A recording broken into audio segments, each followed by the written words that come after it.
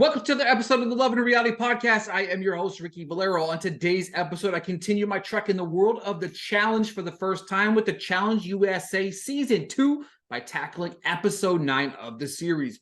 Before we dive in, thank you so much for tuning into the show on a weekly basis. If you're here, thank you. Please like, subscribe, comment, all those good things. I would greatly appreciate it. But without further ado, let's dive right into episode 9 of the Challenge USA Season 2. Tori and Sebastian are getting closer and closer, and Fessy's talking about how this isn't good for their games. Michaela is talking about how Chris is all over the place and how it isn't helping his fellow survivor folks. He mentioned that his connections are kind of within each of the alliances, whether it's Team the Veterans, whether it's Big Brother, whether it's Survivor. He has people in each of those groups. Our first competition is speed jump. It'll be played in 2 stages. Everyone gets their own mini trampoline. They will start jumping on the trampoline and they will see numbers. They will have to add up those numbers and bring it to TJ. The first 3 men and women to get it down and move on to will go on to stage 2. TJ said, trust me, you'll want to be part of stage 2. Folks, this was hilarious because you have people that are jumping up and down and just running towards TJ, showing him a number, and he just keeps shutting them down left and right, left and right. TJ is basically mocking them at this point, and so was I. Like, it was kind of hilarious to kind of watch this entire thing kind of unfold. But Fessy, Tori, Josh, Sebastian, Michelle, Chanel all move on to round 2. Round 2 is as follows. This seemed like a competition that I would have loved to take part of. Each member will start on a trampoline that's on a big rig. They have the trampoline jump up and down. They have to jump up and down on the trampoline, try to snag a flag. There's a red flag worth 3 points, yellow flag worth 2 points, green flag worth 1 point. You cannot grab more than 1 flag, nor can you pull down the rope. If you pull the rope down completely, that means you do not get any of those points. The man and the woman, the one man, one woman who collect the most flags will win and will be able to put 2 people up to throw down into the arena. So Sebastian kicks us off with a very, very strong 9 points. Tori, one of the most impressive things about this show is watching these vets and understanding why they are as far as they are in this show and continuously competitive. Because the one thing that you notice in this particular competition, Tori, for the 2nd straight time, we are flying solo, right? You know what I mean? You are amongst yourself, you're battling for yourself, and you're for yourself only. There was one instance, she snagged a flag, came down and landed smacked her back, and it was nasty. I could not believe it. And I think there's a lot of other people that were watching it amongst the competitors that were watching it and were blown away that she just rose back up like she was the Undertaker to snag even more flags on her way out, ending up with the 6 points. Now, Josh struggled a little, even ripping an entire rope down. I believe he had 5 points is what I was looking at initially. Michelle completely was terrible. Completely. There was a standing ovation for her when she finally grabbed a flag. That's how bad she was, ending up with 2 points. Now, what's funny is Chanel was like, I feel really good about this competition. She's the last woman to go. I'm locked and loaded. She's a former basketball player. She said she was a good rebounder.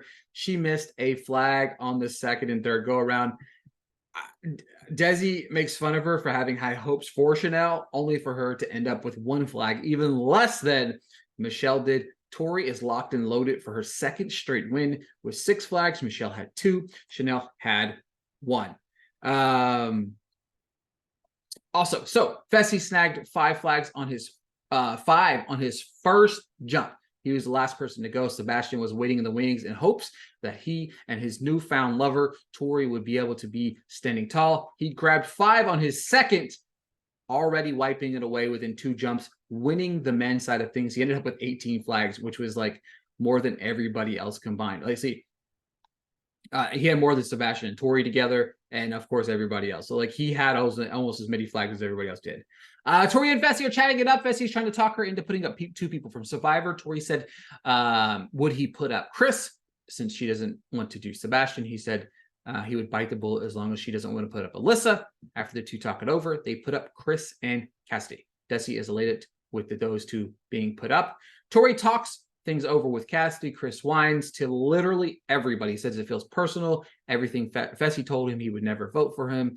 And it's a game, man. I'm sorry. Like when you're doing numbers, you have to, and we're playing for ourselves now. So you have to look out for me. I'm number one. Then everything else, my alliances and everything kind of fall in line after that. And you got to worry about pissing people off, because at any given moment, anybody can win a competition. You're thrown in the arena, ball game. Or, you know what I mean? People don't forget things on the show. We know that. Sebastian comes to Tori, said he wants to come after one of the vets, and that pisses her off.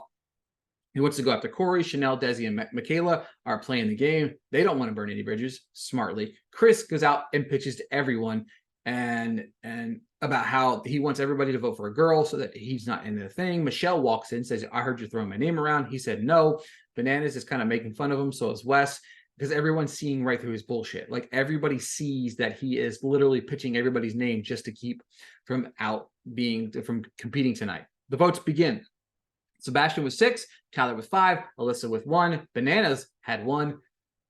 Thankfully, we see that all it does is take 1, but we find out that Sebastian and Chris will go to battle. The game is called Trick, Chick, Boom. To begin, they will start on giant towers with balls on them. They will line up 3 panels within their towers. They will have to race back up, throw the balls to do a trick shot. Bounce, bounce, bounce in the container. If they do that, they will keep going until they have hit all 5 panels and then land in the container. It's over. That's how you win. Loser, going home. All right. Sebastian said he's going in to head in and win, go back, drink some wine, and kiss Tori on the lips. This was definitely interesting to watch. One side, Sebastian was just throwing shit together. The other side, Chris had a slow and methodical approach to this. And I think the slow and methodical approach was something that really helped him in the long run here. Chris knocked down the first one. Sebastian wasn't too far behind.